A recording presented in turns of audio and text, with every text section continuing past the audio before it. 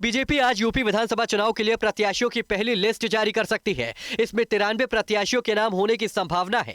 कल हुई बैठक में 172 प्रत्याशियों के नाम पर चर्चा हुई। इन सीटों पर राज्य में पहले, दूसरे और तीसरे चरण में ही मतदान होना है। इस बीच यूपी के डिप्टी सीएम केशव प्रसाद मौर्य ने दावा किया है कि उनकी पार्टी राज्य में 2017 से ज्यादा सीटें जीतेगी।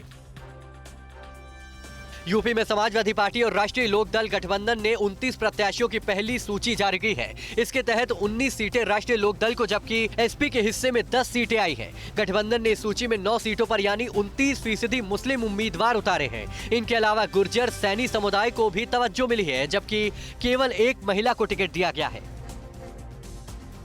बीजेपी से इस्तीफा देने वाले मंत्रियों और विधायकों की आज समाजवादी पार्टी में विधिवत एंट्री होगी। योगी सरकार में मंत्री रहे स्वामी प्रसाद मौर्य, दारा सिंह चौहान, धर्म सिंह सैनी और करीब 1 दर्जन विधायक आज अखिलेश यादव की मौजूदगी में समाजवादी पार्टी में शामिल होंगे। कल योगी कैबिनेट से इस्तीफा देने वाले मंत्री धर्म सिंह सैनी ने दावा किया है कि आज योगी सरकार से एक और मंत्री देने वाले हैं इस्तीफा। वहीं स्वामी प्रसाद मौर्य ने कहा कि मेरा फैसला यूपी में सुनामी लाएगा। हमारे संपर्क में बीजेपी के कई मंत्री और विधायक हैं। कल बीजेपी से इस्तीफा देने वाले विधायक मुकेश वर्मा ने कहा है कि बीजेपी को हर रोज इंजेक्शन लगेगा। अयोध्या से सीएम योगी के चुनाव लड़ने की तैयारी का मंत्रोच्चारण के साथ स्वागत किया जा रहा है। जगह जगह लड्डू बांटे जा रहे हैं। महंत परमहंस का कहना है कि योगी से अयोध्या के लोगों ने जो मांगा वो पूरा हुआ है। अब उनके यहाँ से चुनाव लड़ने की खुशी हो रही है। पूर्व सांसद रामविलास वेदांती ने कहा कि अयोध्या बीजेपी की सियासत के मूल में है। अब योगी को यहाँ से चुनाव लड़ाकर दोबारा सीएम बनाने की तैयारी है। बीजेपी छोड़कर जा रहे नेताओं को लेकर यूपी के कानून मंत्री ब्रिजेश पाठक ने समाजवादी पार्टी पर बड़ा हमला किया है। कहा उनके पास अपना कुछ नहीं है, वो अपनी दुकान दूसरों के सामान से चलाना चाहते हैं। उनका जो सपना कभी पूरा नहीं होगा। स्वामी प्रसाद मौर्य हमारे मंत्रिमंडल के सदस्य रहे हैं, आज भी हमारे रिश्ते खराब नहीं है। चुनाव से ठीक पहले बीजेपी के फायर ब्रांड नेता विनय कटियार का दर्द छलका है।